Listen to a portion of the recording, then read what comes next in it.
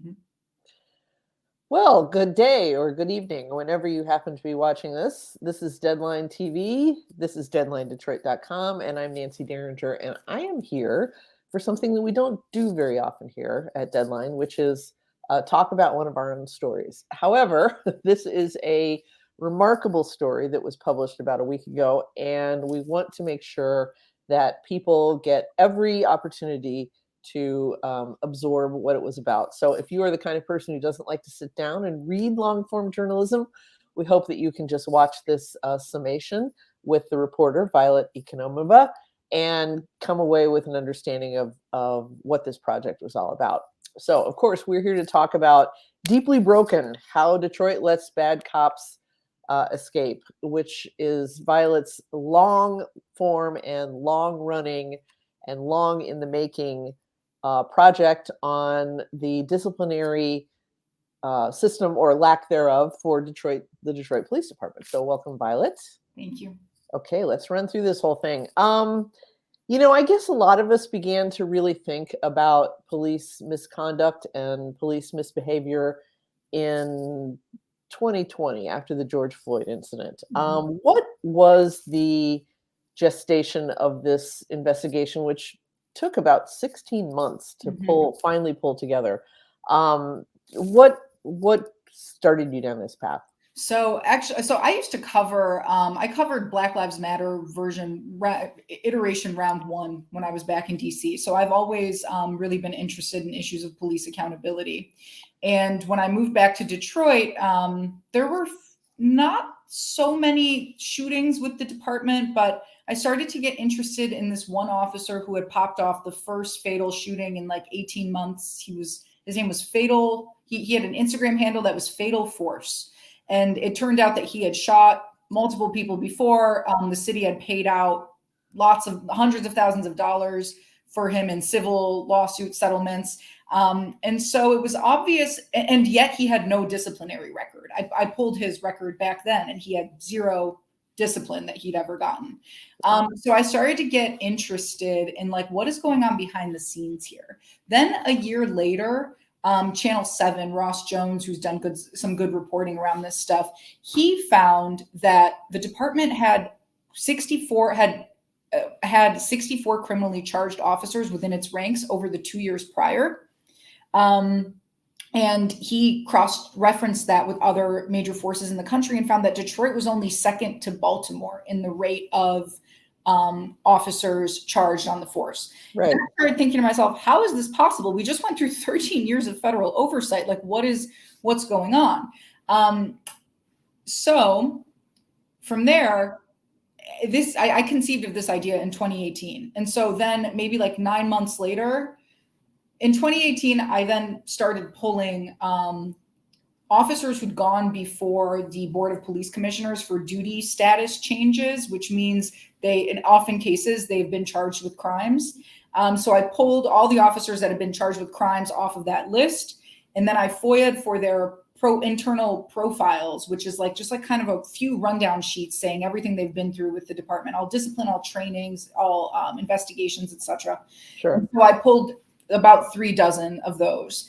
And from there, I saw that the majority of these officers, they'd all been criminally charged, that they all had numerous red flags in the lead up to being criminally charged. So from there, I zeroed in on 10 to kind of review as sort of a random sample set. I didn't even pick the worst of the worst necessarily. I picked officers with different issues. So if you had a lot of citizen complaints, I looked at you. If you had a lot of this intervention that they call peers, meaning you triggered some red flags internally and they had a meeting with you and maybe monitored you. I looked at those people. I looked at people with lots of civil suits. I looked at Fatal Force, who, though he had zero discipline, he had shot 5 people with the department. So I wanted to get a grab bag of people, see what trends emerged within the oversight apparatus. And what I found was ultimately what I call in the story like a perpetuating cycle of limited accountability that's animated by lax enforcement on the part of the top brass within the department, really strong union protection, some of the strongest in the country and some of the worst for officer accountability, and also this blue code of silence that we often hear about, but it's kind of like this nebulous idea. But I was able to see it in real time, like officers covering up for one another, or at the very least looking the other way on problems by, they have a front row seat to the wrongdoing, and they're not aiding the process at all. Right. Okay. Obviously, reporting this was quite a major undertaking that involved, you mentioned FOIA. For those viewers, listeners who are not familiar, that's Freedom of Information Act requests. These are public records that any member of the public, not just journalists, can get through a formal request. But tell us a little bit about what it took to actually report all of this out. Yeah, so this was done with the help of a big grant from the Fund for Investigative Journalism. They helped cover all of the FOIA costs. So we should probably jump in here and say, yeah. When you do make a FOIA request, the public agency you're requesting documents from is entitled to charge you for the labor and copying costs or whatever. Mm-hmm. And sometimes these charges can become really steep. Right. In this case, it was, what did they want for it? It was about $4,000 in total that we $4,000, and that's what it's because it was I had to pull 10,000 pages of records, and so they have to go through and redact any kind of private information, which is why these costs get run up really high sometimes. Okay, which is why the grant from the Fund for Investigative Reporting really helped. But anyway, keep going. I didn't mean to interrupt there. Oh no, that's okay. So this was a huge pain actually, because in 2019, I filed the initial big FOIA after getting the stuff from the Board of Police Commissioners. I zeroed in on my officers. I filed a FOIA for the profiles of these 36 cops. The city law department did not, and because of slow movement by the DPD, did not fulfill that request for a year. I had to refile that request 3 times. I talked to him, and then what lit a fire under my, was George Floyd. I was like, okay, what is going on? Like, fulfill my request. Like, literally, what is happening? So I enlisted the help of a pro bono attorney who was helping me on like behind the scenes. And he was like, you should have sued already for these records. Like, you should have made a spectacle about not getting these. So at any rate, then they finally give me just the preliminary records at the end of the summer of 2020, and they give it to me with all of the discipline redacted. Which is, of course, what you wanted to know about. Yeah. So the state of Michigan has a law that says they don't have to release discipline for officers unless it is any discipline older than 2 years. They do not have to release for officers. And so Christopher Schur in Grand Rapids, his disciplinary record came out just this past weekend. Take it with a giant shaker of salt, because we only saw 2 internal investigations in that, and they were from the past 2 years. So there may be more where that came from. At any rate, so then I had to file an appeal to get the disciplinary records. Found a portion of the law that says that FOIA can supersede that something, and then also, played to their, the city's need to be transparent, especially at a time like this. They claim that the police department has claimed it has some of the best accountability practices in the country in the wake of federal oversight. So please show me. Yes. Yeah, right. Yeah. Okay. So I finally got the disciplinary records back. And then from there, it took a couple months. I figured out 10 officers to zero in on, FOIA'd for all their citizen complaints, got like 1,600 pages of citizen complaints back, which, mind you, are not the full investigations because they purged those investigations after 2 years. And then I started FOIAing for each of their internal files, top to bottom, which took literally, like, they're still giving me records. Like the initial investigation was supposed to cover 12 police, but it was like starting to take so long. And literally the first like 5 cops I went through were like, oh my God. Like, I barely even turned over a rock and there were just like a million maggots under it. You know what I mean? I've zeroed in on something here. Something is like deeply wrong. Wow. Yeah. Well, it was, there were quite a few examples in the story of how these bad cops actually touch the public Mhm. in particular ways. Tell us a few of the more egregious examples of how bad policing has a direct impact on members of the public who are, in many cases, not even criminals themselves. I mean, they're just people who happen to run across a bad cop on a bad day.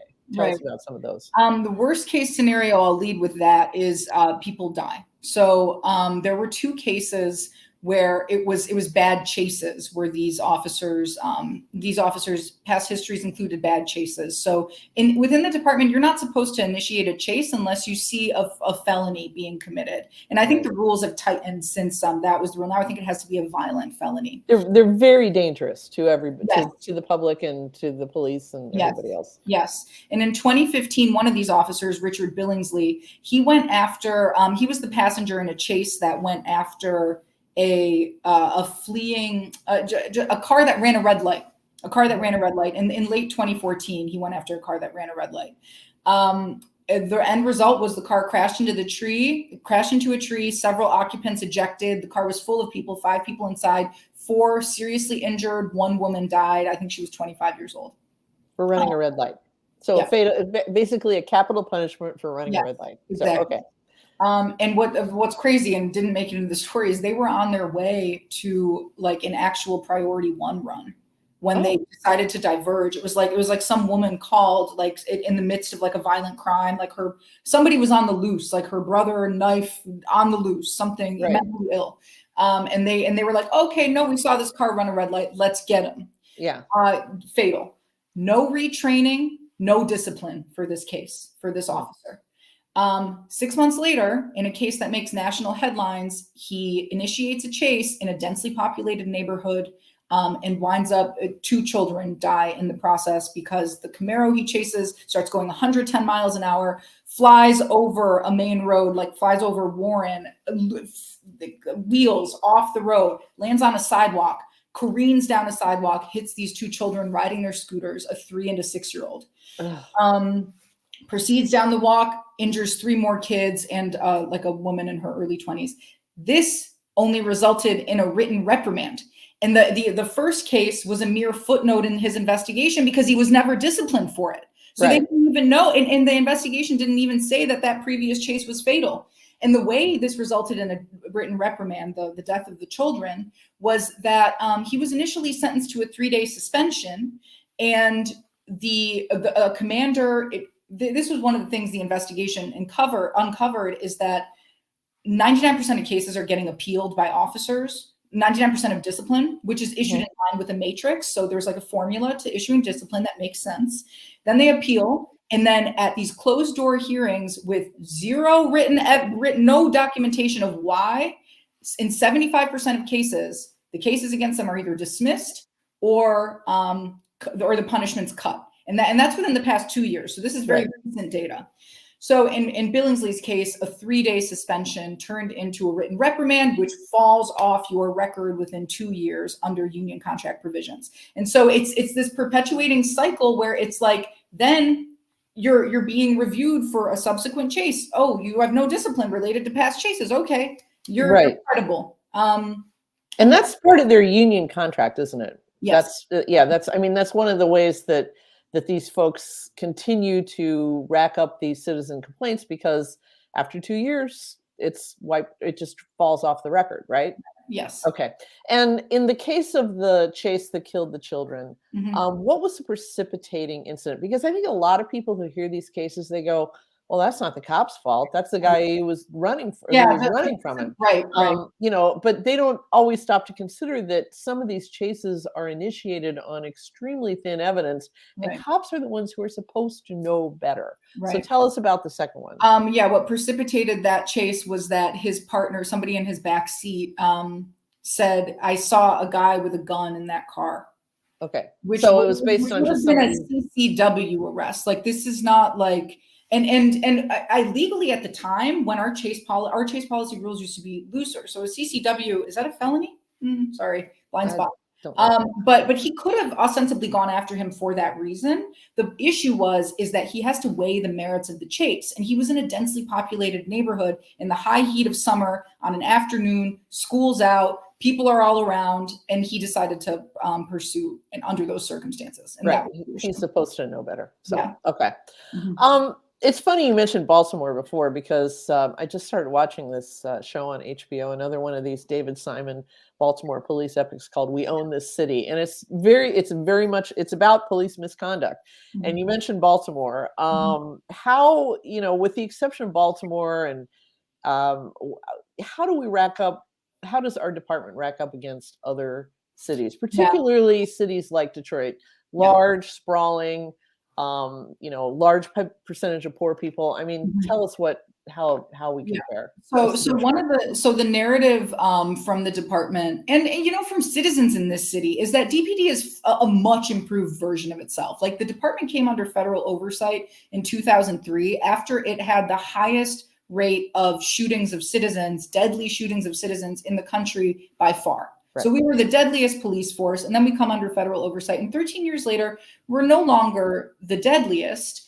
And, back then, like, people will tell you, like, back in the day, like, cops used to just, like, knock skulls and, like, plant weed bags and, like, right. I mean, we've all heard the pre-Coleman Young racist Detroit police narrative, that led to things are more under control now, but based, like, against what we knew. As the way we stack up around the country is still really bad. There's a group that keeps track of this stuff, Campaign Zero, police reform group. They have a data arm called Police Scorecard, and they pull from public data sources around the country and FOIA and Freedom of Information Act requests to stack police departments against one another. And so Detroit pays out more for misconduct claims than 89% of large departments in the country. And this is not even just major cities. This is departments in cities over 200,000. So it's like not even the biggest. So it's 89. It fares worse than 89% of cities on the civil suit front. And then officers use force per arrest.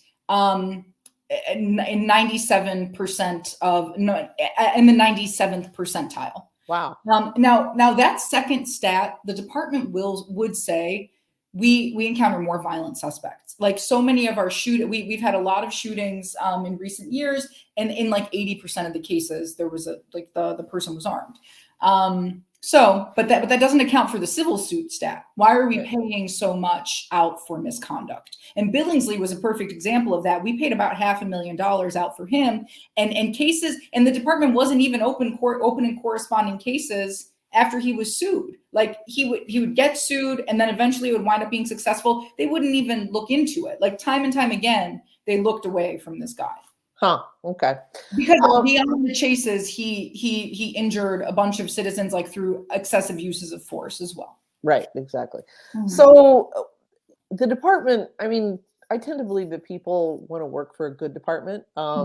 Managers, police supervisors they don't want this kind of drama. So what is the department doing about it? And talk particularly about the Police Oversight Board and the Board of Police Commissioners. And their role in all of this. So the department, in response to separate reporting on like one of the issues that I noticed in my stuff, they unveiled like new reforms. The department is constantly in a state of reform. So like after oversight ended, there was a concession that, okay, that didn't like fully fix things. In 2019, Craig is like unveiling new reforms that it's unclear if they worked, because the stuff I found suggests that they didn't. So now White is in office. White is holding the chief's chair. So White came up under Craig. He was elevated under Craig. He became assistant chief. He was actually assistant chief over, he made some of these misconduct determinations, one of the guys I found whose unaddressed chase pattern resulted in death. White in fact overturned his termination despite the pattern. So there's been this effort by the department to say, okay, this is a new foot, but at the end of the day, while White may have better intentions than Chief Craig did toward addressing this problem. He is a continuation of past leadership, and he has in the past been a part of this problem. Okay. So the department unveiled some new reforms. They're a little bit in the weeds if I haven't fully explained the investigation itself, but they involve monitoring officers more closely, in effect.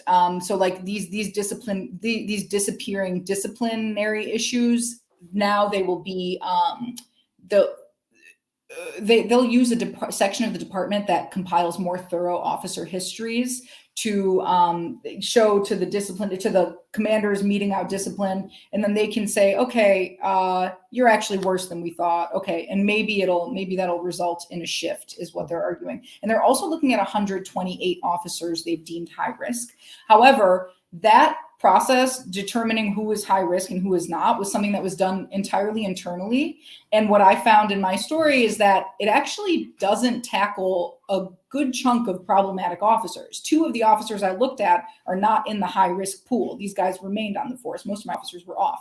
So they're not in the high risk pool. In fact, 3 times the amount of officers that they're looking at have 3 times the average of either citizen complaints, civil suits, uses of force, or some combination thereof. So then it becomes a question, okay, is this a cultural problem that is not getting addressed? Because the way the department has tried to frame it as, these are just outliers. They're just outliers. We're gonna fix this. At any rate, I asked an expert about their reforms that they've introduced, and he said that they likely would not have an effect. There are other things you can do, right? So we have one of the worst union contracts in the country when it comes to accountability. They could try to renegotiate its terms. The police union is far less strong than it has been in the past. However, Detroit has the added conundrum of, we don't pay officers that much. We don't actually have the capability of paying officers as much as other cities. We don't have the tax base. We are constantly recruiting bad apples onto the force. Recruitment rules, like as a result of a personnel shortage, they've been loosened in recent years. A former recruitment official told me. Department has never said either way, if that's the case. But so there's things you can do. However, then there's people who argue that the whole policing is just like, it's always going to result in this, because like the code, like that it just breeds misbehavior, and you see it in the way that these officers start covering for one another, and like didn't start off as bad apples, and then like maybe came under a supervisor who was a bad apple and looked the other way on their stuff. And even a former assistant chief told me, he said, when you look the other way on too many low-level cases, an officer starts to get a sense that they can get away with it. Yes. So like, can that be reformed? And I don't know. Yeah, and then those people, the people who are maybe gray area bad actors through seniority and just sticking around long enough, they end up becoming supervisors, and then they bring that attitude into their supervisory conduct and so forth. Yeah. We're coming toward the end of our discussion, but I cannot let the case of Rochelle Mayberry pass without comment. She was one of the police officers. Her case was almost, I mean, compared to some of these deadly ones, it was almost comical. It was certainly absurd. Mm-hmm. And her downfall, I thought it was just astonishing that she somehow got herself promoted to the homicide squad, which, I've always heard is supposed to be the elite detective unit of any department because they deal with the most serious crime. But she somehow got promoted to that based on a lie that she told about her education. She said she had well, you tell the story. And this was an officer with a history of lying. So Rochelle's history like really ran the gamut. So she had lied, she'd used excessive force, she'd had demeanor issues. Her issues presented themselves from the moment she stepped foot out of the academy. As a probationary officer, every month they're reviewing her, and it's like week in citizen conduct. Every month, week in officer interaction, in fellow officer interactions with fellow officers, every single month, and they keep her. And in her period of probation, she accrues 12 citizen complaints. The average, as a probationary officer, right? Yes. The average for a department, for someone in the department across the span of their career is 8. Yeah, and she gets 12, right? Okay. She could easily have just been fired at that point. I mean, we saw this past summer, they let somebody go. He walked out of the academy, got in like a bar fight, and they were like, "All right, bye." Right. Yeah. So Rochelle, all of that happened with her. Meanwhile, she got into like a physical fight. Like this is making the story. She got into a physical fight with a coworker. Like these citizen complaints ranged from she like kicked a homeless man who posed zero threat, handcuffed homeless man, moved to choke a woman with a handcuffed woman, being like, get over, like rushing her to the cop car. Of course, it's written in department speak, and it's like placed hands around the neck of a woman. Right. And then there, oh, and then the other case I gave, she was like unnecessary. She threatened a guy in a wheelchair because he needed additional assistance, and he had already been arrested. And in that case, it's like he said she poked him in the eye and like smacked a chicken sandwich out of his hands, but like that couldn't be proven. And one of the trends you'll see if you read the article is like often high level uses of force wind up being like you can only prove like, you know, something kind of mundane against an officer. So anyway, so Rochelle does all of that. The department has a chance to remove her in March of 2018. She's been sustained for lying. Like, so she's been found guilty of lying. She was getting, it was a harassment complaint that was filed against her by an apparent girlfriend, an ex-girlfriend. And Rochelle claimed in the end, she just told investigators, I don't know who that is. And then later she's like, it's like just so obviously a lie. And they had texts linking them from her phone number. And then for some reason, the case on the eve of what is to be her termination hearing, the case is reopened and the finding of lying is overturned, even though there's no new exculpatory evidence presented. Like reading this was like, it's Kafkaesque, the right? Yes, Kafkaesque. I was like, what is this? And it's so sad. So much did not get to make it into the story. But anyway, so she obviously lied. It gets overturned, and then a year. Oh, the complaints keep piling up. She's gone through 2 interventions where like her supervisors are supposed to be peeping in on her behavior. Her supervisors drop the ball. They don't peep in as much as they're supposed to. They're supposed to peep in on 90 days, body cams, showing up at her stops. They don't do all of it. She's gone through 2 reviews at this risk management unit that the new reforms that the department is saying, we're going to fix everything with these reforms. She goes through 2 of those. Both of them are like, okay, intervene, do this, send her to counseling. She just winds up right back in front of risk management in January of 2019. January of 2019, the risk management person is not mincing words. He's like, she is a threat. And she is like, she's going to wind up costing us money in civil suits. She's going to wind up getting criminally charged. We need to do something ASAP. Basically ties a red flag to every part of her career. Yes. And yet, what happens next? And yet, okay, less than 2 months later, she goes to Craig and she says, hey, you know, I think I've been having all these problems because my supervisors are really out to get me in the 5th precinct and in the 8th precinct. Why don't you transfer me to homicide? In fact, I actually have a degree I've never mentioned before in forensic anthropology from the University of Michigan. And Craig says, okay, if Craig running for governor, okay, effective immediately. And then the following, like, and then like in the days to follow, or maybe even right after, her own supervisor, who was like, either at this meeting or tipped to what happened, is like, she's not on the pay scale of like having a 4-year degree. Like this person is that like, and then she starts looking into it. And then they're like, Mayberry, go get your transcripts. Okay. We'll give you the day to go get, she makes some excuse. She's like, oh, they're like, we'll give you the day off. Just go get your transcripts. And then she's like, no, you know, they won't release them. I owe them money, something. And then like, finally somebody just logs onto U of M's website and is like, they don't even offer this major, Rochelle. It is like, it could be like a sitcom if so many people weren't getting hurt and dying. I know, I'm sure I shouldn't be laughing at this, but there is just something that is so, I mean, I applied for a job a few years ago, and of course I'm way older than Rochelle Mayberry, and they asked for my college transcript because I put down that I had a 4-year degree, which I did. I mean, it was granted in 1978, you know, so it wasn't like I could just grab my transcript somewhere. And anyway, but that's hilarious to me. And I just want to say this article represents the tip of the iceberg of what I uncovered. Right. And also Furthermore, this was a sampling of 10 officers. These aren't even at Rochelle, probably the worst of the worst. Yeah. But some of these people are not the worst of the worst. Right. And I only looked at 10 people. What else is in there? There are 2,400 sworn officers in the department. Exactly. All right. So what is the road? What do you think the roadmap forward should be for the department, and what are the potential solutions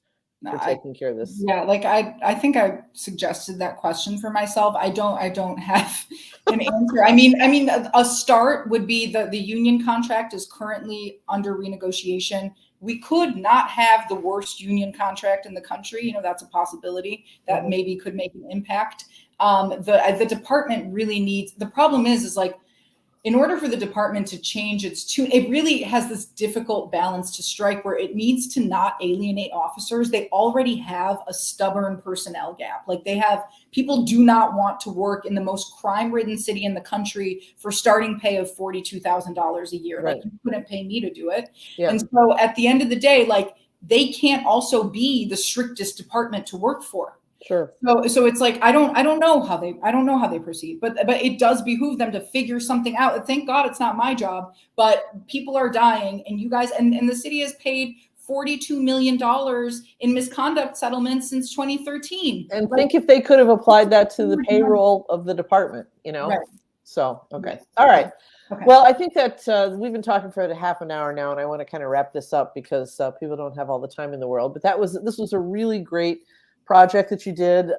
It was readable. It was dense with detail, deeply reported. I'm just really proud that we were able to publish this, and congratulations for doing it.